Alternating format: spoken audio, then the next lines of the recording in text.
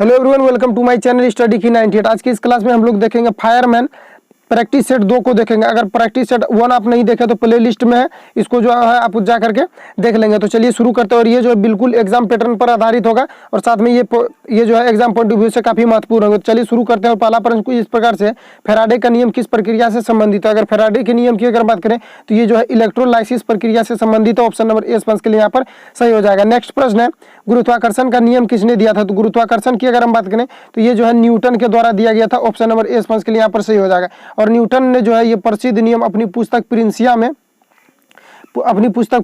1687 ईस्वी में इन्होंने जो है इसका वर्णन किया था। ऑप्शन नंबर ए स्पंज के लिए यहाँ पर सही हो जाएगा।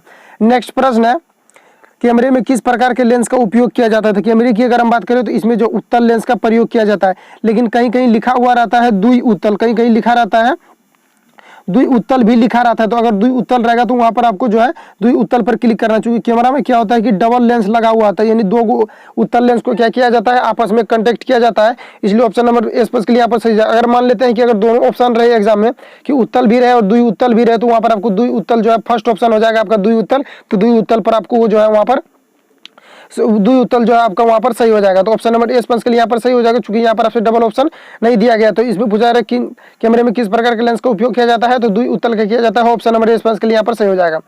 नेक्स्ट प्रश्न कुछ इस प्रकार से, उसे चुनिए जो अन्य तीनों से भिन्न है, उसको आपको यहाँ पर छांटना है। तो जो है इसको अगर हम छाटेंगे तो क्या होगा, तो ये जुलाई जो है ये कितना, ये 31 दिन का मंथ होता है। अगस्त भी क्या होता है आपका 31 दिन का, लेकिन सितंबर जो है ये 30 दिन का होता है। बाकी ये भी क्या होता है 31 दिन का होता है। तो इस प्रकार से जो ऑप्शन नंबर सी के लिए सही हो जाएगा, चूंकि तीन क्या है एक प्रकार से समान है, यानी 31 दिन का मंथ होता है। और बाकी ये जो सी ऑप्शन नंबर है ये 30 दिन का होता है, इसलिए ऑप्शन नंबर सी के लिए यहाँ पर सही हो जाएगा। ये जो है ये रीजनिंग है, चूंकि ये जो फायरमैन जो है इसमें रीजनिंग भी पूछा जाता है। अगर आपने फॉरेस्टर का एग्जाम दिया होगा तो उसमें देखा होगा कि उसमें जो कुछ रीजनिंग भी पूछे जाते हैं। 5-7 प्रश्न रीजनिंग के रहते हैं, उसके बाद 5-7 प्रश्न मैथ के भी रहते हैं। सिर्फ बिहार पुलिस में रीजनिंग या तो फिर मैथ नहीं रहता। मैथ बिहार पुलिस में जो है लगभग 3 या 4 प्रश्न मैथ के रहते हैं, बाकी नहीं रहते हैं। लेकिन इसमें से जो है ज्यादातर आपको जो है इसमें भी आपको जो है ज्यादातर जीके जीएस ही मिलेंगे, लेकिन आपको जो इसमें साइंस का भी क्वेश्चन कुछ इंक्लूड किए जाते हैं, मैथ का भी किए जाता है और रीजनिंग का भी किए जाते हैं। तो आपको जो कुछ रीजनिंग भी जो है पढ़ना पड़ेगा। तो चलिए नेक्स्ट प्रश्न आगे बढ़ते हैं। बंगाल का प्राचीन नाम क्या था? तो बंगाल का प्राचीन नाम ऑप्शन नंबर सी स्पंज के लिए सही हो जाएगा, गौड़ था। चूंकि बंगाल में जो है पहले गुड़ का जो है व्यापार किया जाता था, इसलिए ऑप्शन नंबर सी स्पंज के लिए यहाँ पर सही हो जाएगा। इसलिए उसको जो है गौड़ भी बोला जाता था बंगाल को प्राचीन काल में। तो ऑप्शन नंबर सी स्पंज के लिए यहाँ पर सही हो जाएगा। नेक्स्ट प्रश्न कुछ इस प्रकार से, मयूर सिंहासन तख्ते हाउस किस नाम से संबंधित है? तो ये जो है शाहजहां से संबंधित है, क्योंकि शाहजहां ने इसका निर्माण करवाया था। ऑप्शन नंबर सी स्पंज के लिए यहाँ पर बिल्कुल सही हो जाएगा। चलिए नेक्स्ट प्रश्न आगे बढ़ते हैं। किस गुरु अर्जुन देव किसके शासन काल में थे? सिख गुरु अर्जुन देव जो है, सबसे पहली बात कि सिख गुरु जो है ये जो है 5वें गुरु थे। अर्जुन देव जो है ये 5वें, ये क्या थे, ये सिखों के 5वें गुरु थे अर्जुन देव। और ये जो है किसके शासन काल में थे? तो ये शाहजहां के शासन काल में थे, मुगल सम्राट शाहजहां के शासन काल में थे। ऑप्शन नंबर सी स्पंज के लिए यहाँ पर आपका जो है ये सही हो जाएगा। नेक्स्ट प्रश्न, भारतीय संविधान 26 जनवरी 1950 को प्रख्यापित किया गया है, क्योंकि इसलिए ये क्यों किया गया है, क्योंकि ये जो है इस दिन को 1929 जो है ये जो है 26 दिसंबर 1929 को जो है स्वतंत्रता दिवस के रूप में मनाया जाता था, इसलिए जो है ये प्रख्यापित है। ऑप्शन नंबर डी स्पंज के लिए यहाँ पर जो आपका सही हो जाएगा। नेक्स्ट प्रश्न है, निम्न में से आंदोलन के दौरान बांग्लादेश, किस आंदोलन के दौरान बांग्लादेश का राष्ट्रीय गीत अमर सोनार बांग्ला की रचना हुई है? तो ये जो है स्वदेशी आंदोलन के द्वारा हुआ है। और इसका जो है किसने अमर सोनार बांग्ला को लिखा है? तो रविंद्रनाथ टैगोर के द्वारा ये लिखा गया। और बांग्लादेश ने कब इसको स्वीकार किया? तो इसको जो है 1971 में इसको जो है बांग्लादेश के द्वारा इसको स्वीकार किया गया था। और इसका जो है राइटर कौन है, यानी किसके द्वारा ये लिखा गया है? तो ये लिखा गया है रविंद्रनाथ टैगोर के द्वारा इसको जो है लिखा गया है। तो जो है ए स्पंज के लिए यहाँ पर सही हो जाएगा कि स्वदेशी आंदोलन के दौरान जो है इन्होंने रविंद्रनाथ टैगोर के द्वारा ये जो है अमर सोनार बांग्ला लिखा गया था। ऑप्शन नंबर ए स्पंज के लिए यहाँ पर सही हो जाएगा। नेक्स्ट प्रश्न है, जलियांवाला बाग नरसंहार के लिए उत्तरदायी जनरल डायर को किसने मारा था? तो ये देखिए यहाँ पर टाइपिंग छूट गया है, तो इसको जो हम नेक्स्ट वीडियो में करेंगे। ठीक है, चलिए आगे बढ़ते हैं। यहाँ पर आगे बढ़ता है, ब्लीचिंग पाउडर का रासायनिक नाम क्या है? तो ब्लीचिंग पाउडर का रासायनिक नाम आपका हो जाएगा कैल्शियम हाइपोक्लोराइट हो जाएगा। अगर इसकी हम सूत्र की बात करें CaOCl2 हो जाएगा, इसका रासायनिक फॉर्मूला हो जाएगा। और अगर ब्लीचिंग पाउडर की हम बात करें तो इसका जो है रासायनिक नाम क्या हो जाएगा? कैल्शियम हाइपोक्लोराइट हो जाएगा। और इसका उपयोग जो है ये कीटाणुनाशक के रूप में विरंजित करने में किया जाता है। ऑप्शन नंबर 20 के लिए यहाँ पर सही है। नेक्स्ट प्रश्न है, स्पीटल शब्द किस खेल से संबंधित है ये आपको यहाँ पर बताना है। तो स्पीटल खेल जो है ये स्कीइंग से संबंधित है, सॉरी ये जो है हॉर्स रेसिंग से संबंधित है। ऑप्शन नंबर सी स्पंज के लिए यहाँ पर सही हो, जहाँ पर घोड़े को रनिंग करवाया जाता है तो वहाँ पर जो ये हॉर्स रनिंग से संबंधित हो जाएगा। ऑप्शन नंबर सी स्पंज के लिए यहाँ पर सही हो जाएगा। नेक्स्ट प्रश्न आगे बढ़ते हैं। एक समान वेग से गतिमान पिंड त्वरित भी, एक समान वेग से गतिमान पिंड त्वरित भी हो तो उस गति को क्या कहेंगे। यानी कहने का यहाँ मतलब है कि जब भी कोई मान लेते हैं कि ये गाड़ी है, ठीक है, तो ये गाड़ी है, जब ये एक समान गति से अगर गतिमान है तो इसमें क्या होता है, त्वरण उत्पन्न नहीं होता है। त्वरण तभी उत्पन्न होगा जब हम एक्सीलेटर देंगे। तो एक्सीलेटर देने के बाद क्या होता है कि जब वेग में परिवर्तन होगा तो त्वरण उत्पन्न होगा। दूसरी चीज़ ये है कि अगर हम ब्रेक लगाते हैं तो भी त्वरण उत्पन्न होगा, चूंकि ये जो पहिया है इसके अंदर क्या होता है, घर्षण होता है, जिसके कारण त्वरण उत्पन्न होता है। लेकिन ब्रेक लगाने के बाद जो त्वरण उत्पन्न होता है उसको ऋणात्मक त्वरण कहते हैं, और एक्सीलेटर देने के बाद इन वेग में परिवर्तन के बाद जो त्वरण उत्पन्न होता है उसको हम लोग धनात्मक त्वरण कहते हैं। तो यहाँ पर आपसे पूछा जा रहा है, तो यहाँ पर देखिए अगर एक समान वेग से गति है तो इसमें किसी भी प्रकार का त्वरण उत्पन्न नहीं होगा। लेकिन यहाँ पर क्या कहा जा रहा है, अगर एक समान वेग से गति है फिर भी उसमें त्वरण उत्पन्न हो रहा है, तो आखिर ऐसा क्यों हो रहा है। तो ये तभी संभव है जब कोई भी पिंड अगर वृत्तीय पथ पर गतिमान है। मान लेते हैं कि ये एक वृत्त है और इसमें यहाँ पर चलिए हम मान लेते हैं कि यहाँ पर से एक रस्सा लगा देते हैं और इसमें एक कार को बांध देते हैं, तो ये अगर वृत्तीय पथ पर गति करेगा तो यहाँ पर त्वरण उत्पन्न होगा। चूंकि चाल अगर एक समान भी रहेगा तो वो क्या होगा, चूंकि वो सीधा दिशा में वो जाने का प्रयास करेगा, लेकिन यहाँ केंद्र में बंधे होने के कारण वो क्या होगा कि बार बार इसमें मुड़ते रहेगा, जिसके कारण यहाँ पर घिसाहट होगा और वहाँ पर क्या होगा, त्वरण उत्पन्न होगा। तो यहाँ पर क्या हो जाएगा, ऑप्शन नंबर 20 पंच के लिए यहाँ पर सही हो जाएगा। ये तभी संभव है, सिर्फ वृत्तीय गति में ही ये संभव है। ऑप्शन नंबर 20 पंच के लिए यहाँ पर आपका जो है बिल्कुल सही हो जाएगा। नेक्स्ट पंच आगे बढ़ते हैं। 18 नंबर कुछ इस प्रकार से है, सॉरी 14 नंबर कुछ इस प्रकार से है। 18 कैरेट सोना में शुद्ध स्वर्ण की कितनी प्रतिशतता होती है ये आपको यहाँ पर बताना है। तो शुद्ध सोना की अगर हम बात करें तो वो जो है टोटल 24 कैरेट का होता है, लेकिन यहाँ 18 कैरेट सोना में शुद्ध सोना कितना होता है ये आपको यहाँ पर बताना है। तो यहाँ पर कैसे निकालना है आपको, तो यहाँ पर टोटल सोना कितना होता है, 24 कैरेट का होता है। उसके बाद 18% में आपको निकालना, चूंकि 18 कैरेट का अगर सोना होगा तो उसमें शुद्ध सोना कितना होगा। तो शुद्ध सोना परसेंटेज के लिए 100 से गुना करेंगे और इसको 6 तिरिक 18 और यहाँ पर 6 चौक 24 हो जाएगा, 4 से इसको काटेंगे तो 25 हो जाएगा और 25 तिरिक कितना हो जाएगा 75, यानी 75% जो है 18 कैरेट सोना में कितना शुद्ध जो है शुद्ध सोना का प्रतिशतता होगा तो 75% होगा। ऑप्शन नंबर 30 के लिए यहाँ पर सही हो जाएगा।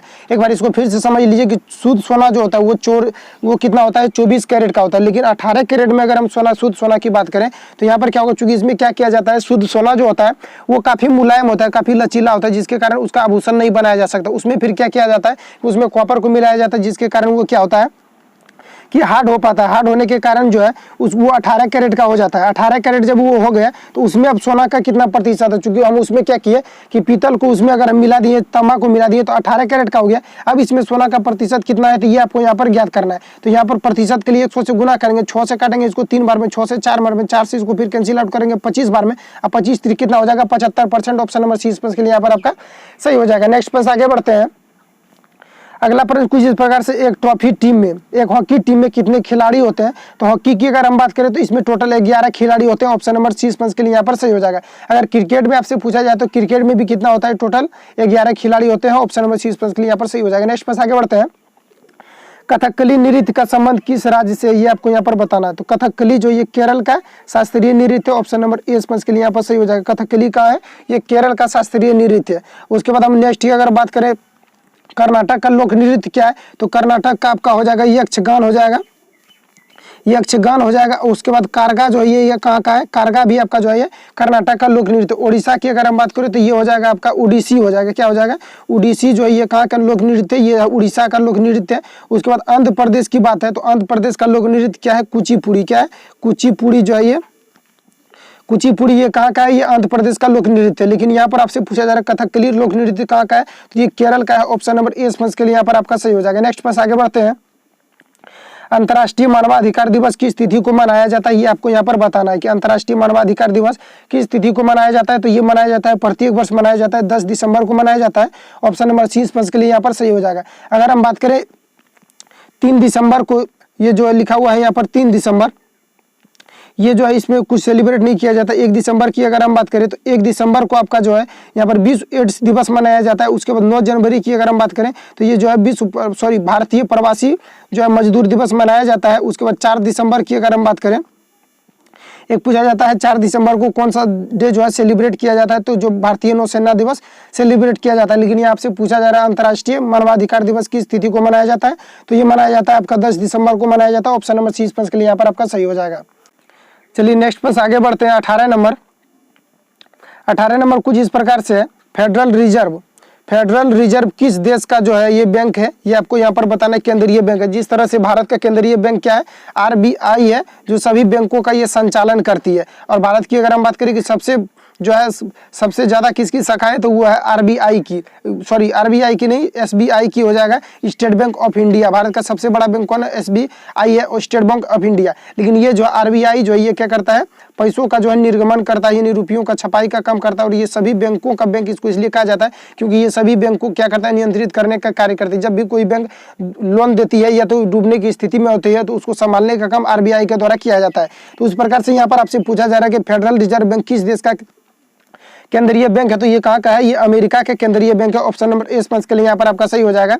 नेक्स्ट में निम्नलिखित में से कौन भारत छोड़ो आंदोलन में शामिल नहीं था, ये आपको यहाँ पर बताना है। तो महात्मा गांधी जो ये भारत छोड़ो आंदोलन में शामिल थे, जवाहरलाल नेहरू भी भारत छोड़ो आंदोलन में सम्मानित जो है ये जो है उसमें शामिल थे। उसके बाद नेक्स्ट है 3 number C number, Sardar Patel जो ये भी क्या थे, ये भी भारत छोड़ो आंदोलन में शामिल थे। लेकिन डॉक्टर भीमराव अंबेडकर जो है ये भारत छोड़ो आंदोलन में शामिल नहीं थे, क्योंकि इन्होंने जो है इसके लिए जो है कुछ भी इन्होंने योगदान नहीं दिया भारत छोड़ो आंदोलन के, चूंकि इन्होंने कहा कि सीमा पर जो है हमारे दुश्मन है और ये जो है सीमा पर हमारे दुश्मन है। इन्होंने इसी से रिलेटेड जो है इन्होंने कुछ बातें कही थी और ये जो है इससे भारत छोड़ो आंदोलन से ये जो है संबंधित नहीं थे। तो ऑप्शन नंबर यहाँ पर डी स्पंज के लिए सही हो जाएगा कि ये जो है निम्नलिखित में से किससे भारत छोड़ो आंदोलन से कौन जो भारत छोड़ो आंदोलन से संबंधित नहीं थे। तो ऑप्शन नंबर डी स्पंज के लिए यहाँ पर आपका जो है बिल्कुल सही हो जाएगा। नेक्स्ट पास आगे बढ़ते हैं।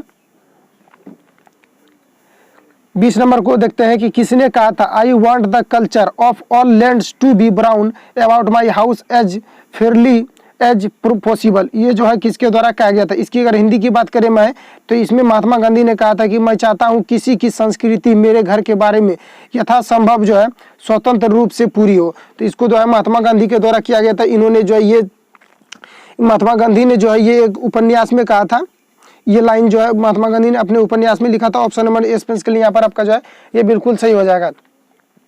चलिए नेक्स्ट पास आगे बढ़ते हैं। लिग्नाइट एक प्रकार का क्या है, यहाँ पर आपको ये बताना। तो लिग्नाइट जो ये एक प्रकार का कोयला का क्या है प्रकार है। लिग्नाइट, एंथ्रासाइट, बिटुमिनस पीट क्या है, कोयला का प्रकार है। अगर हम बात करें सबसे लो ग्रेड की कोयला का तो वो हो जाएगा आपका बीट हो जाएगा, और सबसे अच्छे ग्रेड की कोयला की अगर हम बात करें तो वो हो जाएगा एंथ्रासाइट। ये भी पूछा जाता है कि कोयला में सबसे अच्छा जो है कोयला कौन है, तो वो हो जाएगा आपका एंथ्रासाइड। अगर ये पूछा जाएगा सबसे लो ग्रेड की कोयला कौन सी है, तो बीट हो जाएगा। यहाँ पर वही पूछा जा रहा है लिग्नाइट क्या है। लिग्नाइट एक प्रकार का क्या है, कोयला का प्रकार है। लिग्नाइट, एंथ्रासाइड, बिटुमिनेट और पीट क्या है, कोयला का प्रकार है। तो ऑप्शन नंबर चीज पर यहाँ पर सही हो जाएगा कि लिग्नाइट एक प्रकार का क्या है, कोयला का प्रकार है।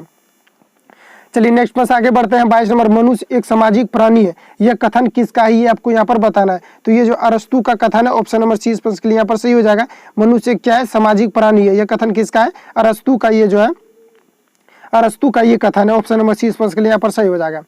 नेक्स्ट पर आगे बढ़ते हैं। पक्षियों के अध्ययन को क्या कहा जाता है, पक्षियों के अध्ययन के विज्ञान को क्या कहा जाता है, तो इसको कहा जाता है ऑर्निथोलॉजी कहा जाता है। ऑप्शन नंबर 20 के लिए यहाँ पर सही हो जाएगा। क्या कहा जाता है, ऑर्निथोलॉजी कहा जाता है पक्षियों के विज्ञान को।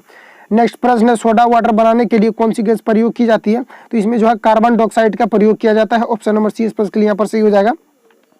क्योंकि जब हम सोडा वाटर या कोल्ड ड्रिंक पीते हैं तो उसमें क्या रहता है कि वहाँ पर आप देखे होंगे जहाँ भी पीते हैं वहाँ पर क्या रहता है, टैंक बना हुआ रहता है, उसके अंदर क्या होता है, कार्बन डाइऑक्साइड रहता है। तो ऑप्शन नंबर सी के लिए यहाँ पर सही हो जाएगा कि CO2 उसमें जो है भरा रहता है। तो ऑप्शन नंबर सी के लिए यहाँ पर सही हो जाएगा। नेक्स्ट पर आगे बढ़ते हैं। लेगुन क्या है, यहाँ पर आपको ये बताना है। तो लेगुन क्या है, तो लेगुन सबसे पहले हम समझते हैं कि जब भी कहीं पर समुद्र है या कहीं पर क्या है कि झील है, तो वहाँ पर क्या होता है कि अगर इधर से अगर पानी यहाँ पर क्या हो रहा है, पास हो रहा है, तो छोटा छोटा बगल में क्या होता है कि गड्ढे बन जाते हैं, और उसमें भी क्या होता है कि छिद्र के द्वारा वहाँ पर पानी जाते हैं धीरे धीरे, और धीरे धीरे वो क्या करता है कि आगे की ओर चलते जाता है, और उसके द्वारा भी क्या होता है कि पानी पास होता है। तो वही उसी के बारे में आपसे उसी को क्या कहा जाता है, लेगुन कहा जाता है। लेगुन एक प्रकार का क्या है जो है, यहाँ पर आपको ये पूछा जा रहा है कि लेगुन क्या है। तो लेगुन जो है एक प्रकार का ये झील के अंतर्गत आ जाएगा। ऑप्शन नंबर 20 के लिए यहाँ पर सही हो जाएगा कि लेगुन क्या है, एक प्रकार का झील है। चूंकि यहाँ से जब पानी पास होता है तो वो छोटे छोटे गड्ढों के द्वारा क्या होता है कि पास होता है, चूंकि मेन मार्ग को छोड़ करके छोटे छोटे गड्ढों के द्वारा पास होता है, उसी को बोला जाता है लेगुन, उसी को लेगुन बोला जाता है। और लेगुन को हम लोग क्या कहेंगे, झील कहेंगे। ऑप्शन नंबर 20 पंच के लिए यहाँ पर सही हो जाएगा कि लेगुन को क्या कहा जाता है, एक प्रकार का झील कहा जाता है। मिलते हैं फिर नेक्स्ट वीडियो के साथ। आज इतनी तक से बात है। अगर चैनल पर पहली बार आए तो चैनल को सब्सक्राइब करके बेल आइकन को प्रेस कर लेना, ताकि आपको नेक्स्ट वीडियो से जुड़ी नोटिफिकेशन मिले, तो आप आसानी से जो है प्रैक्टिस सेट को करते रहें। मिलते हैं फिर नेक्स्ट वीडियो के साथ। और प्रत्येक जो है प्रत्येक एपिसोड में जो है हम हिंदी के प्रश्न को भी करेंगे, बारीकी से करेंगे। दूसरे सेट में जो है हिंदी का सिर्फ एक सेक्शन में चलेगा, आपका हिंदी चलेगा, उसके बाद मैथ का चलेगा एक सेशन में, और उसके बाद रीजनिंग, और उसके बाद जीके जीएस। चूंकि सबसे ज्यादा अधिकतर आपका पूछा जाता है जीके जीएस, लगभग 70-80 प्रश्न आपका जो है जीके जीएस से ही पूछे जाता है। उसमें साइंस का भी प्रश्न जो है बहुत सारे इंक्लूड रहते हैं। तो आपको जो है जीके जीएस जो है सबसे पहले इसको आपको जो है कवर कर लेना है। उसके बाद फिर आपको रीजनिंग, और उसके बाद फिर जो है हिंदी के सेशन को पढ़ना है। हिंदी के सेशन में भी लगभग 10 प्रश्न जो हिंदी से भी लगभग 7 प्रश्न पूछे जाते हैं। तो आपको जो है सभी को कवर करते चलना है। तो मिलता है फिर नेक्स्ट वीडियो के साथ।